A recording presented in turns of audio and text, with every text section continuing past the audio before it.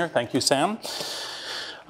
So when I looked through the syllabus of this class and thought about what I could possibly add that would be useful in addition to the various skills, one of the things that I've been thinking about has been, how do you think about yourself as a founder? How do you think about what the skill set is?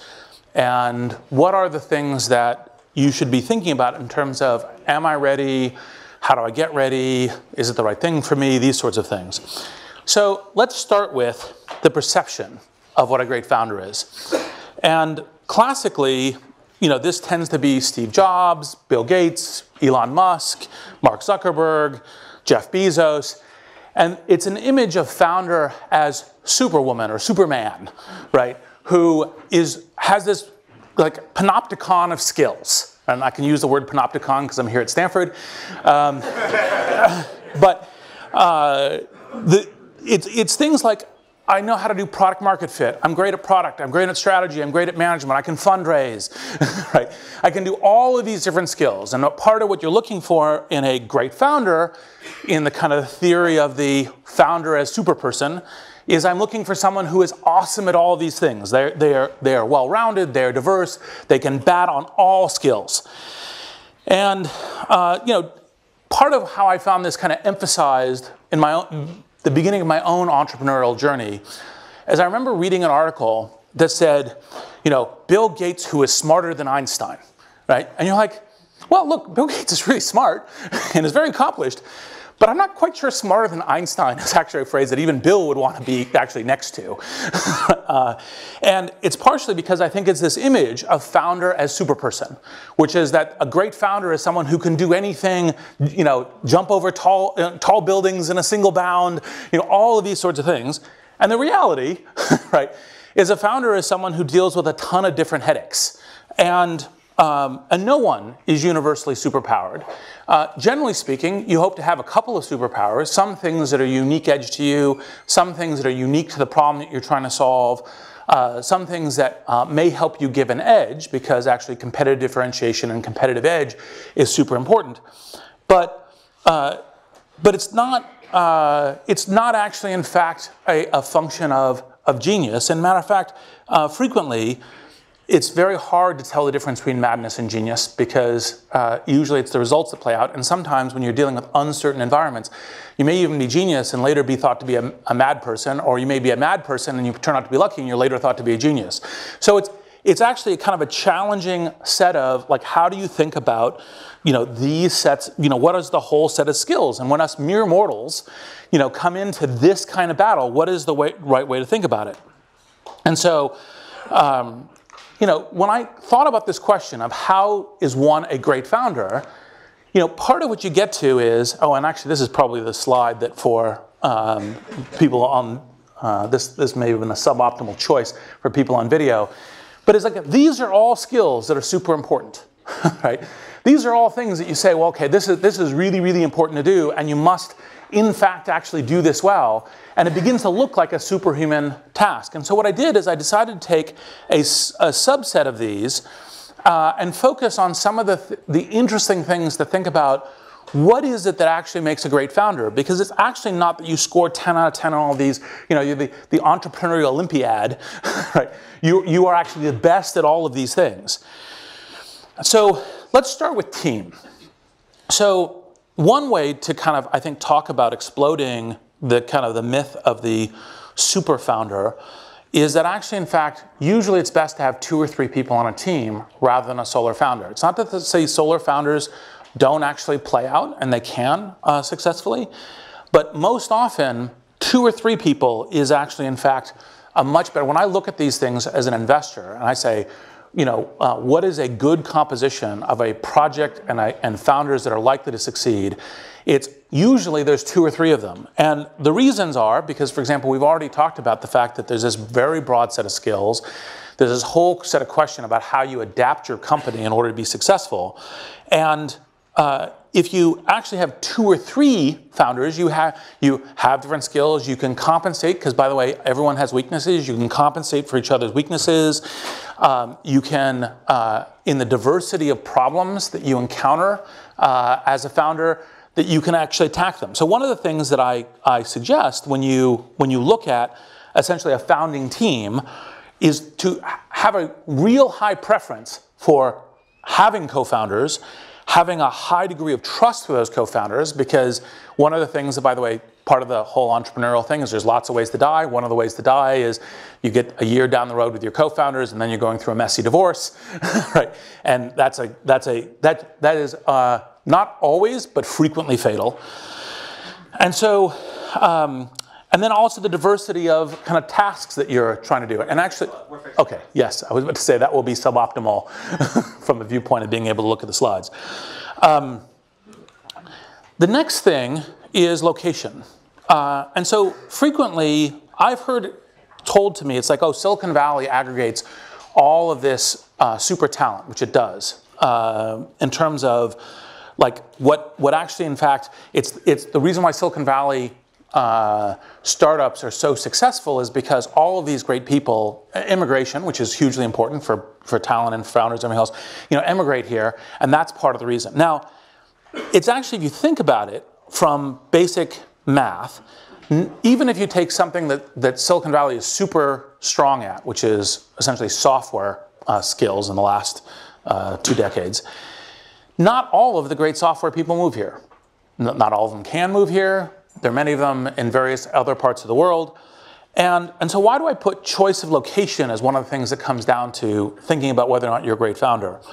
Well, the reason is because what great founders do is seek the networks that will be essential to their problem and their task.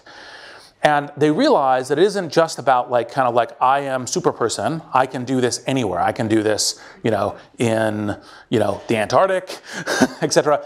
Is in order to be successful, I have to go to where the strongest networks are for the particular kind of problem or the particular kind of thing that I'm doing.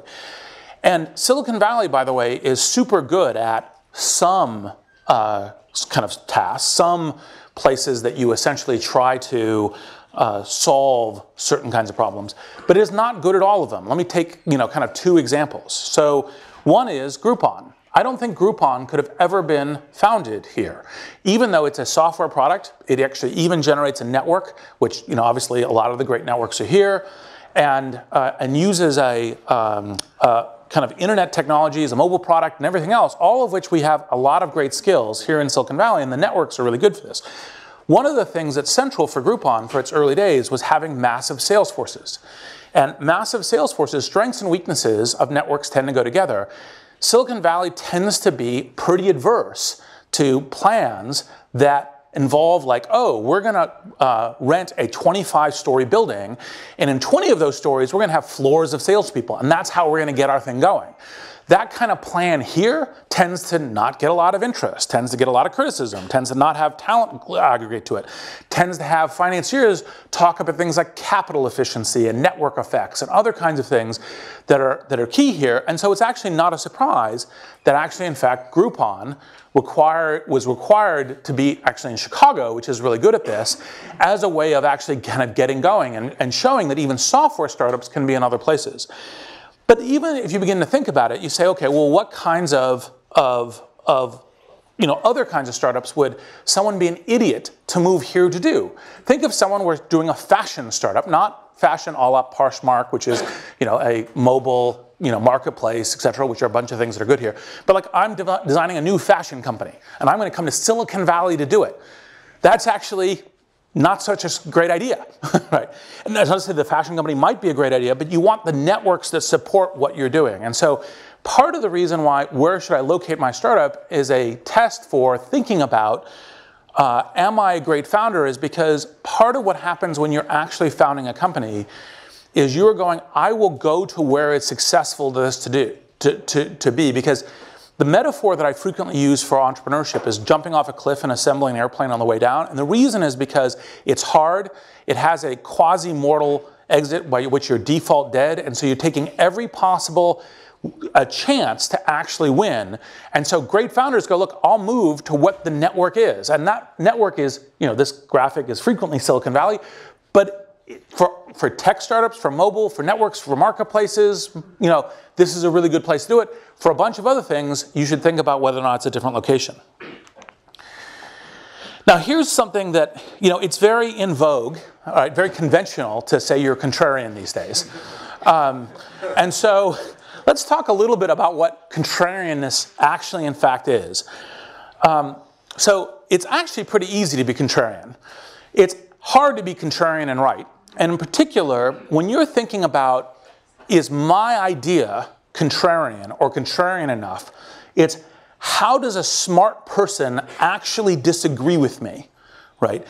Because if you can't think of a smart person who isn't like ignorant or just crazy or something else, but is a smart person who is somewhat expert in this or thinks that your idea has some serious challenges, then it actually isn't contrarian. Right, so contrarian is always, actually this is one of the things that Sam and I talked about at startup school, is contrarian is actually relative to an audience, right? So when you want to be, when you're thinking about contrarian in terms of like a really good contrarian idea, it's like, okay, what would other, say it's consumer internet, good consumer internet people think is actually in fact not yet a good idea? And part of when you think about contrarian is to say, okay, what's the way that, what do I know that other people don't know? Because it isn't just oh, I'm brilliant and other people aren't, and that's the reason my contrarian thing is right. That's a very bad test. Might happen to be true. Of course, lightning could also strike you in the field, right? So think a lot about like, what is it that I know that other people don't know? So for example, in the very early days of LinkedIn, part of what I advise all founders to do is go talk to every smart person who will talk to you and give you feedback.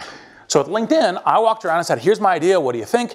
2/3 or more of my network, including some of the very, very smart people, all thought I was nuts. And the reason why I thought I was nuts was because they said, well, look, it's a network product. It's only valuable with a bunch of people in it. First person, no value. Invite second person, first person in it, no value for either of them. They already know each other. When do you actually begin to deliver on your use case, which is like 500K to 1 million people, right? And so you're never going to get to size. It's never going to grow. Now, what I knew that the critics didn't know was that I could think of a set of different ways by which people say, look, it's pretty easy to say, look, I believe in the vision of this, or I think it's interesting, or I think a product like this should exist, or I'm willing to play around with it. And I can leverage those sets of interests to grow the network to get to enough size that you could begin to deliver on the value propositions in which LinkedIn had. And that was the specific thing that I knew that the critics weren't thinking about. And so when you think about being contrarian, you have to think about how is it that smart people disagree with me? They disagree with me from a position of intelligence, right? And there's something that I know that they don't know that actually in fact will play out to be true. Now in this case, in general, as a founder, it's good to be contrarian in the real sense and right. Now the other last part on the contrarianness is to think about there's lots of different ways to be contrarian. So for example, a frequent one will be like, oh yeah, that's a good small idea, but actually no, it's not small, it's large. Or, actually in fact, you can assemble the talent, or while most consumer internet startups tend to be, like for example, there's another LinkedIn example, tend to be only successful with their rocket ships, actually a gradual compounding curve can actually be very, very valuable. LinkedIn never had its rocket ship moment. It was kind of compound year by year, but that in the consumer internet tends to be atypical to the pattern. So here you begin to get to a bunch of sorts of problems that essentially founders run into, which is like, well, should I be doing the work or should I be recruiting people and delegating the work? And classically, the answer to this is, actually, in fact, you need to do both, right? And in fact, not only do you need to do both, you need to do sometimes one at 100% and sometimes the other one at 100%. And sometimes, even though this is not so good at math, both at 100%. And so what you'll see is this is actually classic when you begin thinking about what is a great founder, is you navigate what is apparent paradoxes. So another one that I frequently talk about is you got to be both flexible and persistent. And the reason for this is entrepreneurs are frequently given the advice to have a vision, stay firm against adversity, realize that you have this vision that is contrarian to what other people think and just stay on track, get through the difficult times and get there. The other piece of advice given with equal vigor is listen to data, listen to customers, pivot, be flexible, right? Part of the thing that this comes out to being in terms of being a great founder is to say, well, when should I be persistent? When should I be flexible? And the vehicle that I most often use for this is you should have on a project you're doing, like a company, an investment thesis that essentially says why you think, possibly contrarian, why you think this is potentially a good idea.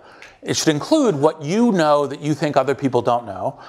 And then, as you're going into the battlefield, you go, am I in fact increasing confidence in my investment thesis or decreasing confidence in my investment thesis? Because if I'm increasing confidence, then stay on track, be persistent. And by the way, sometimes even with adversity, your confidence can increase. If it's decreasing, that doesn't mean jump out. PayPal, LinkedIn, Airbnb, a whole bunch of startups I've been part of have had months where you were like, oh my God, why did we ever think this was a good idea? It was kind of a valley of the shadows moment. So like, for example, in PayPal, it was August 2000, we were burning $12 million in 1 month. The expense curve was exponentiating. We had no revenue, decrease in confidence. However, we say, okay, what do we do in order to fix that? And that gives you your immediate action plan. Another one is, should you have belief or should you have fear? Right? Should you have, should you essentially go, well, no, I have this vision of the way the world should be and I should ignore everything else and I should just go at that. Well, again, part of what being a great founder is being both able to hold the belief, to think about where it is you want to be doing and where you want to be going, but also be smart enough that you're essentially listening to criticism, negative feedback, competitive entries, where you're kind of going, okay, is this changing my investment thesis? Is this changing what I'm planning on doing? And it doesn't mean you lose confidence. You have the confidence, but you also essentially have the peril. Again, in this kind of thing of how do you put these two things together, should I focus internally, build the product, ignore the world, ignore competitors, etc., or should I focus externally? Should I be recruiting? Should I be meeting people? Should I be gathering network intelligence? Again, the answer is both. And the reason why I'm focusing on these kind of it's both rather than either or is because part of what makes a great founder is the ability to be flexible across these lines, to sometimes be 90% one way, sometimes be 80% the other way, be executing the judgment on what does the current problem look like? How is it that when I'm trying to solve this, that I should say, this is what we should be doing and how should I be dividing the work? And part of when you think about these things, as you say, like this is another one that's kind of classic, is people say, well, I'm completely motivated by data. It's what customers say. I do user groups. I've a lot of entrepreneurial methodologies, lean, other kinds of things are talked about is like gather the data, be guided on the data. Well, actually, in fact, data only exists within the framework of a vision that you're building to, a hypothesis of where you're moving to. And the data can even be negative, and you can think, well, actually, in fact, this negative data means that I need to change or alter the way that I'm thinking about something, but I actually keep on a specific vision about what I'm doing. And by the way, sometimes even when you have that specific vision, you don't necessarily actually ever end up at that big vision that you were thinking about. So for example, at PayPal, we distributed these t-shirts that said, the new global world currency, right? Well, actually, in fact, one of and I know Peter's been here, one of the jokes I told Peter is like, well, actually, we do have this new world global currency. What we're trading in is dollars. You may have heard of it. It's existed for a while, right? We're essentially a master merchant for that. Now, of course, this presages what might be happening with Bitcoin, although, there's the whole other topic there. However, the key thing is that vision of saying we are creating a kind of a universal network that allows anyone to pay, anyone to become a merchant, to bring the electronics into the speed of commerce at any business that is being transacted. That vision kept a true north by which we say, well, first we think we're going to have a banking model, then we think we're going to have a debt model. Oh no, we're going to actually have a master merchant model, and how does that actually play out? So you're always combining the vision and the data is within the framework of a vision, and sometimes, of course, what you learn changes your vision. Now, this is one of the ones that I actually think we saved this special picture for one of the ones that I actually think is quite key, is that normally entrepreneurs, founders, are thought about as having, like, they're risk takers, right? Whereas everyone else cowers in fear from this notion of risk, they boldly go out. Now, that's true. You have to be a risk taker. You have to be thinking about how do I make a really coherent bet on risk, because in fact, the only really big opportunities, the only contrarian opportunities that smart people disagree with you on, happen to be one that have risks associated with them. On the other hand, part of the skill set that when you're beginning to apply how you think about risks as an entrepreneur is you're beginning to think about, like, how do I take intelligent risks? How do I take a focused risk that if I'm right about that one thing, right, then a bunch of other things break my way. And once I start doing that, I try to figure out how to make my on-shot possibility as high as possible, e.g., how do I minimize other risks? How do I essentially take this risk in an intelligent way that doesn't just go, oh yeah, risk to the wind, who cares? Right, let's go. And so this kind of combines that, you know, this image, which I think is the best of the images we found for this yet, is kind of this sense of how to think about it. Now, back to what I was saying in terms of having an investment thesis. Part of having an investment thesis is you chart it out. It's kind of a list of bullets. You say, like, for example, in early LinkedIn, it was like, look, everyone is actually going to be benefited by a public professional network. Everyone will realize, including companies, that it's better to have it play out this way. The initial set of adoption will come from essentially people who are like, visualize the world this way, are willing to play with it, and then eventually the mass market will come on as they begin to have a network that is already delivering a value proposition to them. That's what kind of an investment thesis can look like. And then, you know, you got economics, so like initially recruiting and then broadening and other things. You have that investment thesis and you say, is my investment thesis increasing or decreasing in confidence? Do I think that the data that I get from the market, when I talk to smart people, how does that change my confidence in it? And this is actually how you essentially minimize risk. So, for example, very early days in PayPal, the part of what happened is they said, oh, okay, well, we're going to do cash on mobile phones. We'll do cash on Palm Pilots because it's really easy.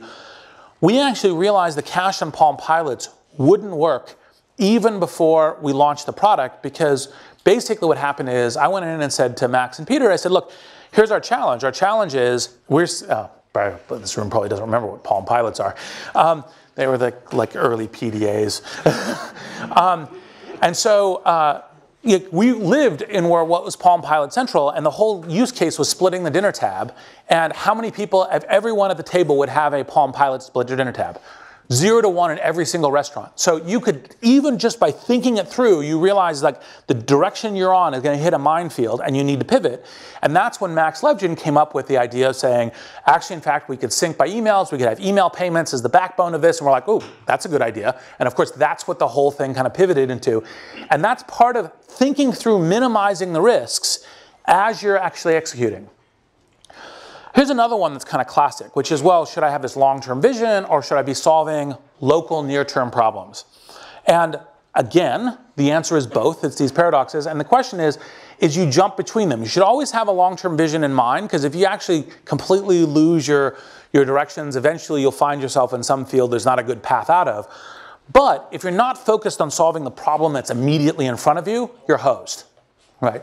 And so part of the question about how you put these things together is you say, okay, short term, what's the thing I need to be doing today? Have I made progress today? Have I made progress this week? But is it largely on path? So I'll give you an example of how this plays out in terms of financing or in terms of strategy. So people frequently think product strategy is fundamental to how startups, like I have a product idea, that's the thing, I'm a founder. Actually, in fact, the next level down on strategy is usually product distribution, whether it's consumer internet or enterprise or anything else, because actually, in fact, no matter how good your product is, if it doesn't get to customers, you're hosed. So usually you have to have product distribution is more fundamental than the actual what the product is. And the one below it is financing. And the reason why it's financing is if you run out of money and the whole effort goes away, even if you have a really good idea, it doesn't work.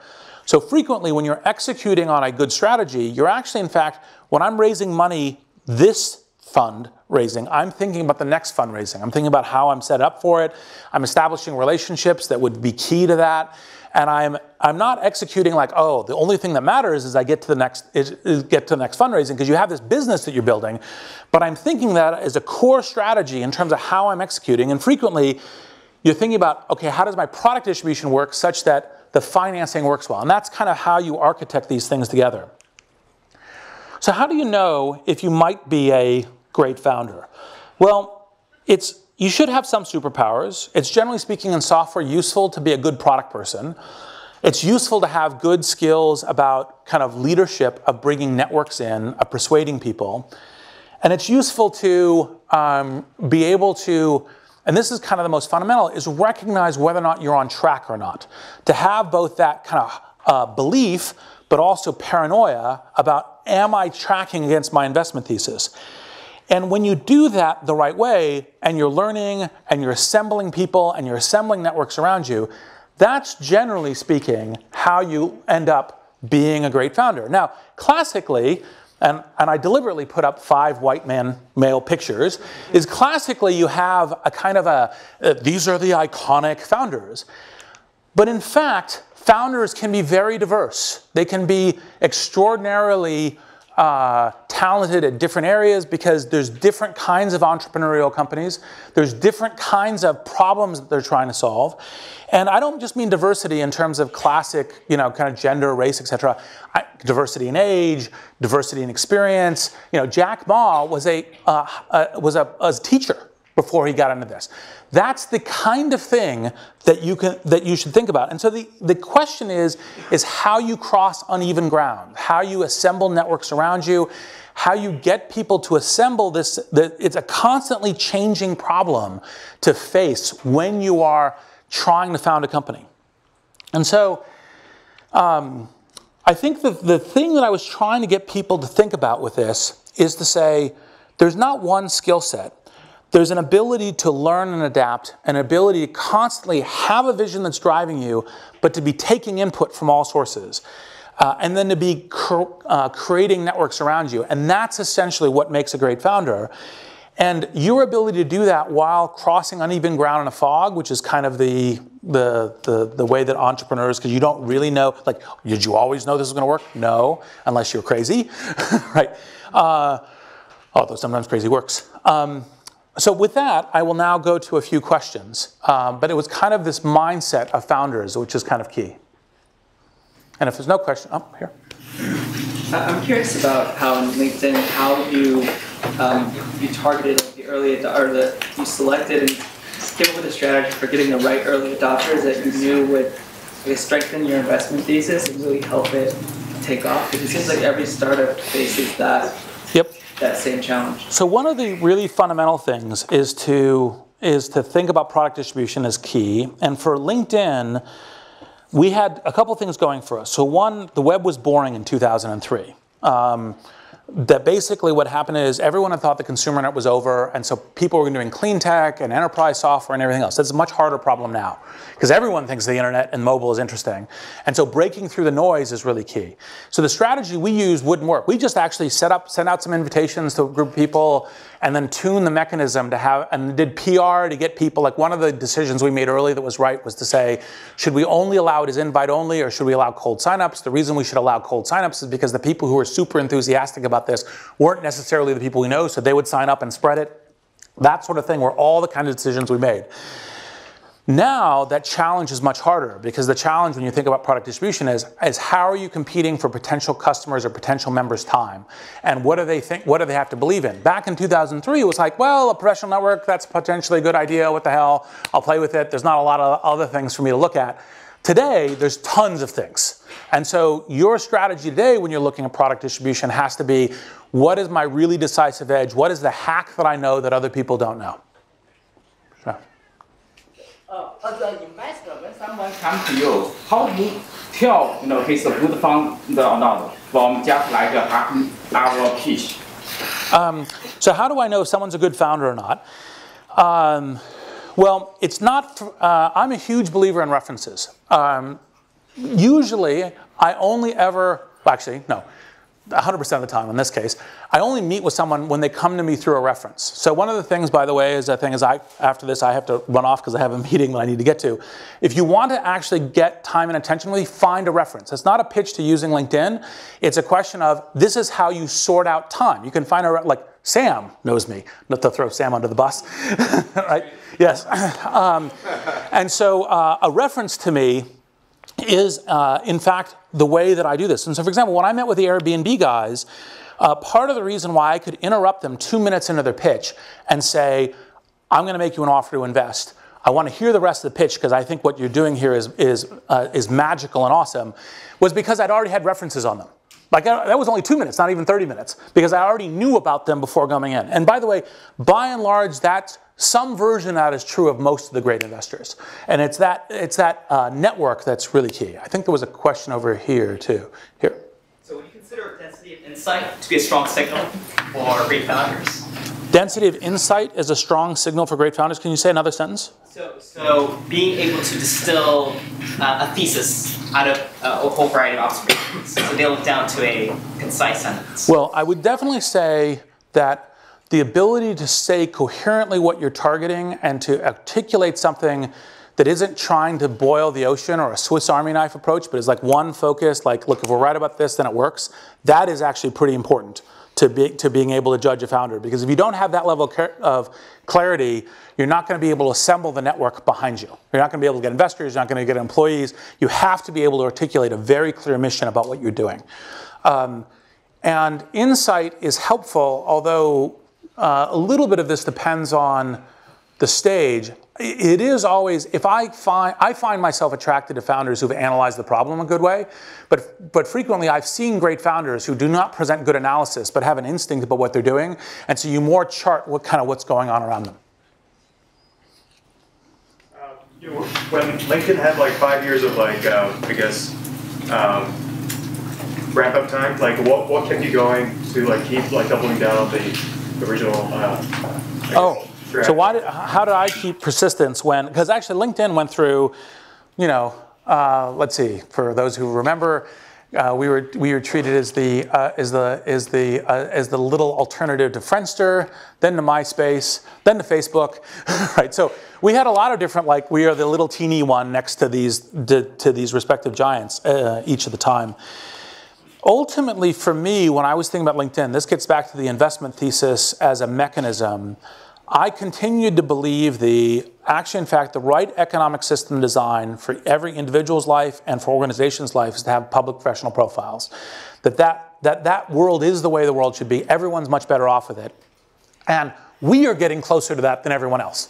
It may be that it hasn't taken off as fast as I liked. It may be that the general world is going, oh, this social stuff is really interesting. We could only get in the news in the summer of 2003 by saying we were Friendster but for business, which is completely like nonsensical once you begin to, you begin to look at the thing. But it was like, okay, we'll cover you because it's Friendster but for business.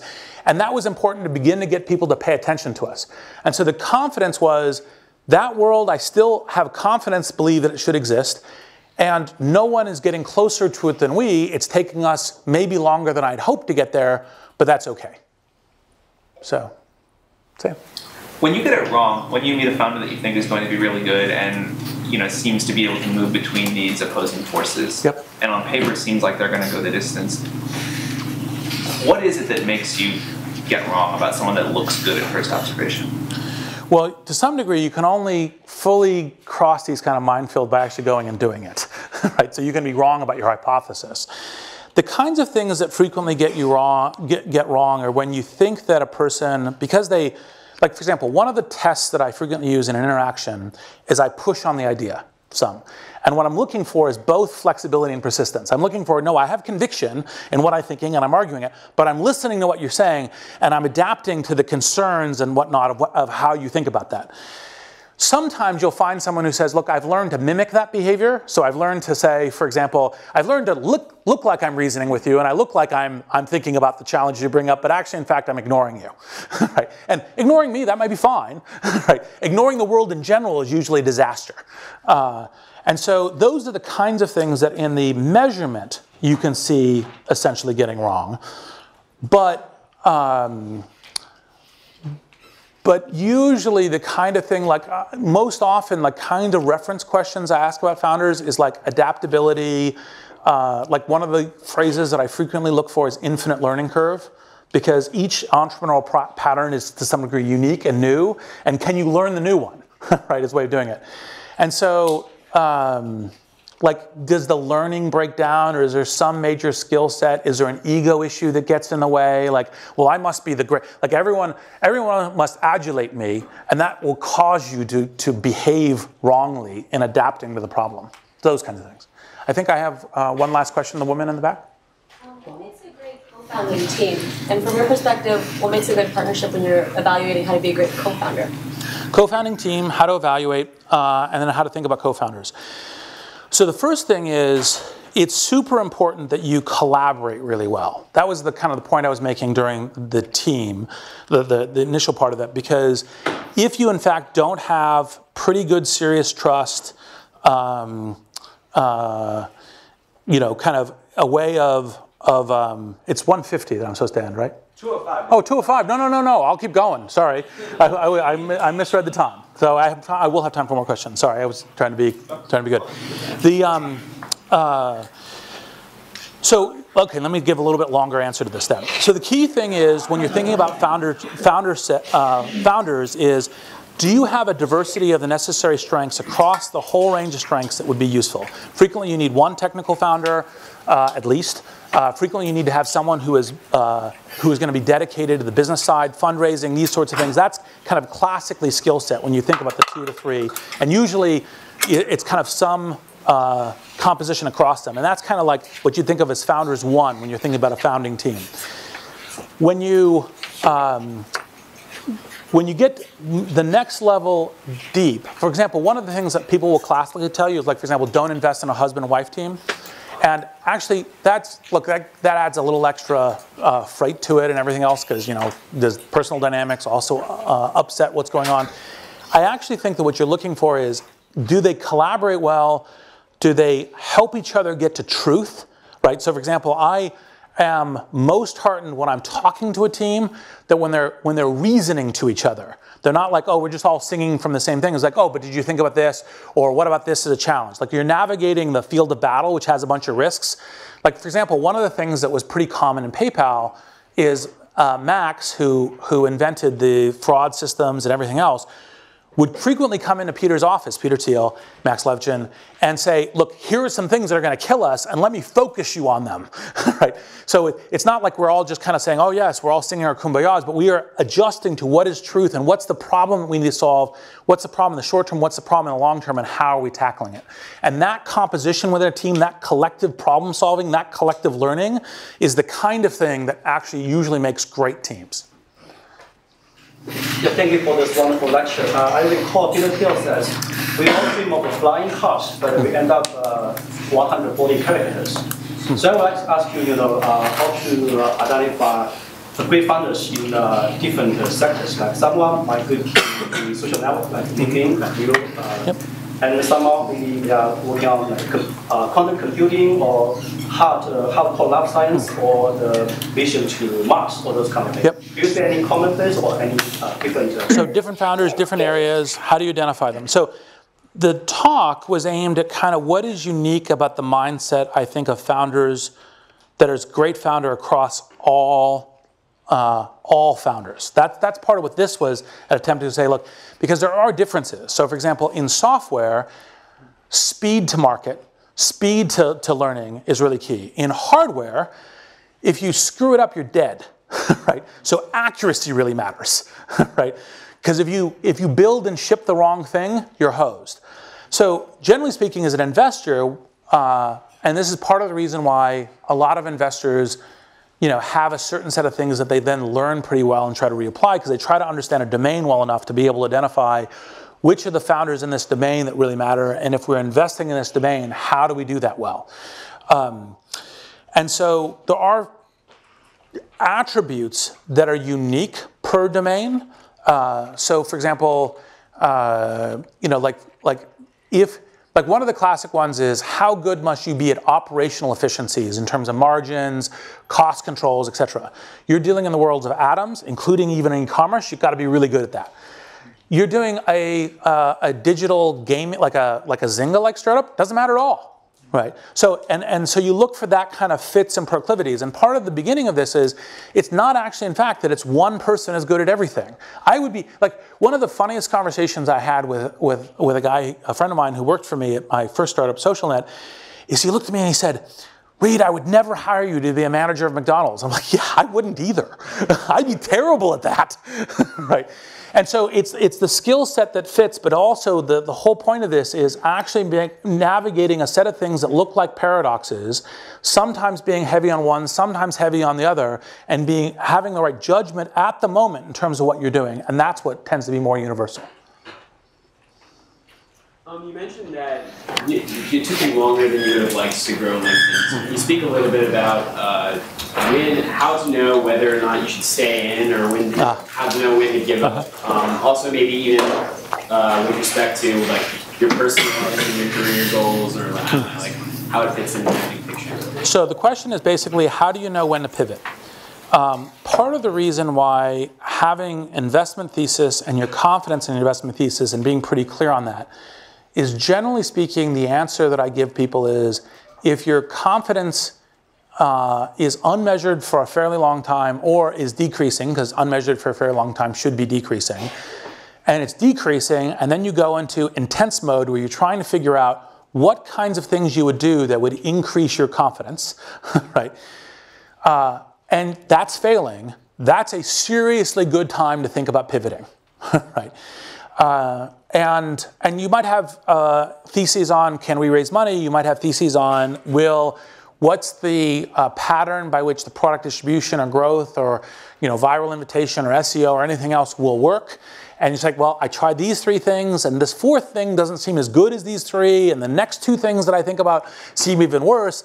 That begins to decrease your confidence, and that's when you should think about pivoting. A frequent mistake when it comes to pivoting is wait until you've essentially crashed into the wall and everything is dead and you can't maneuver anymore, and that's you waited way too long.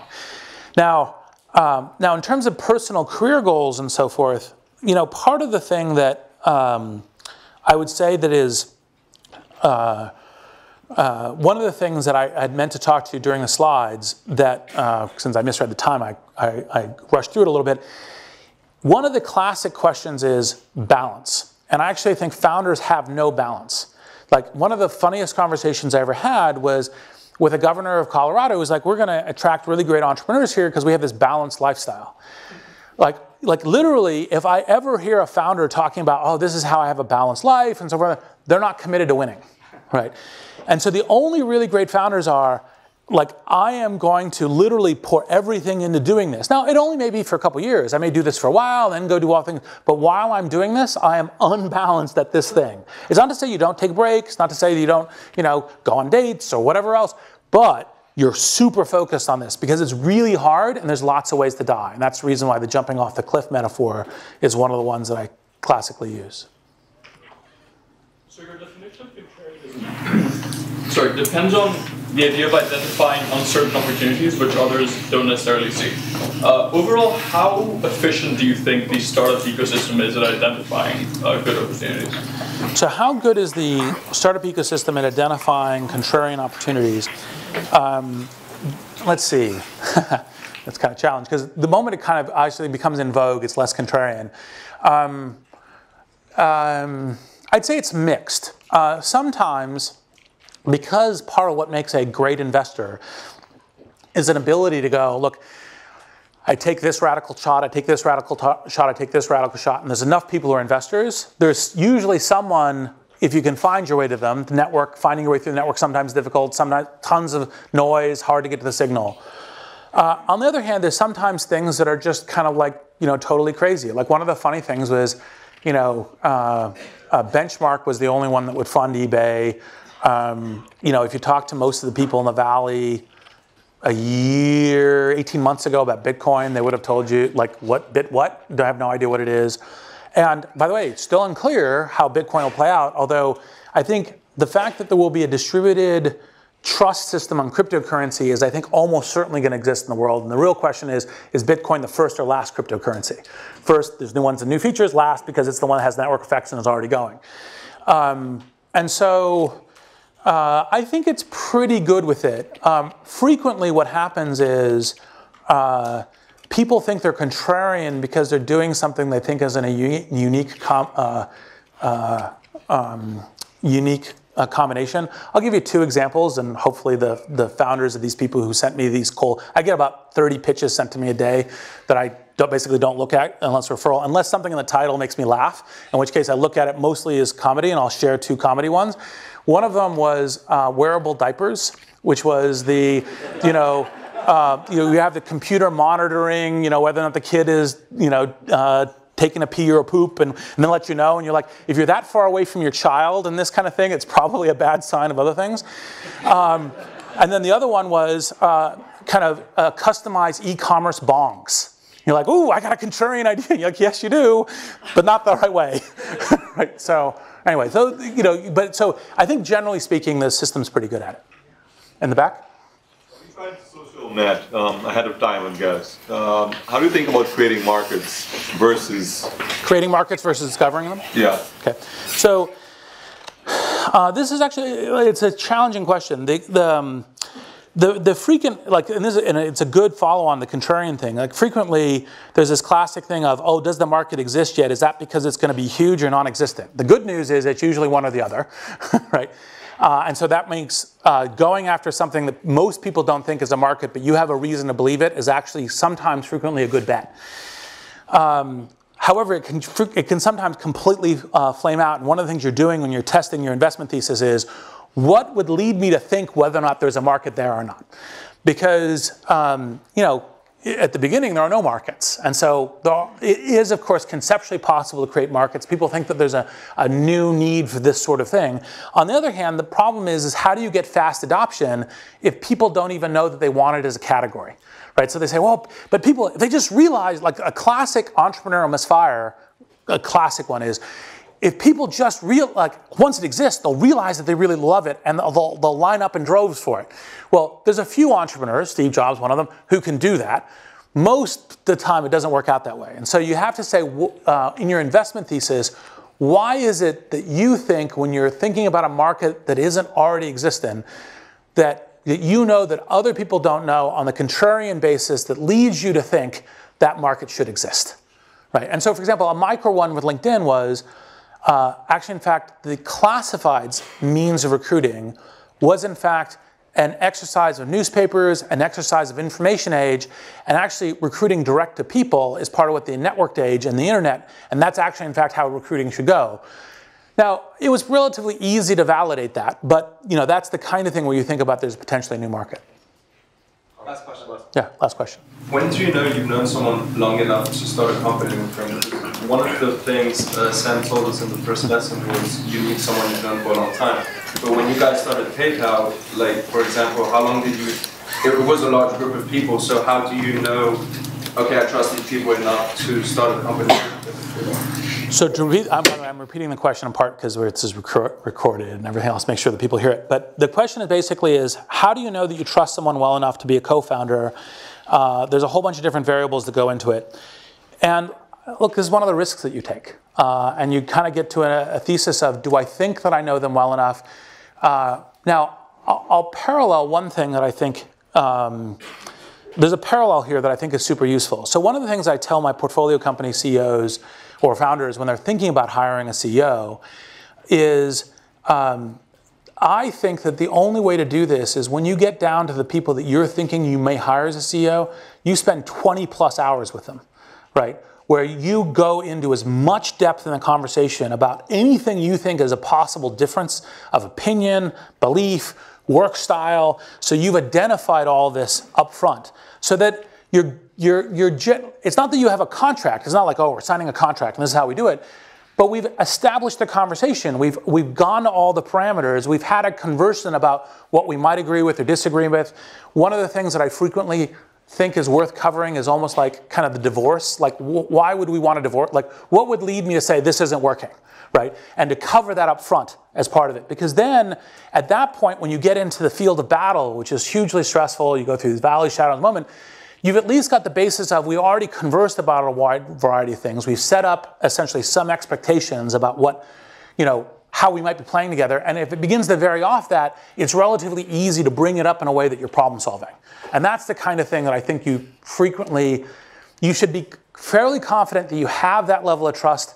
For me, frequently, it's to have a set of robust conversations such that it's like if something comes up later, it's like, well, we talked about this inversion, and we can bring that up. So anyway, with that, Thank you very much. Thank you.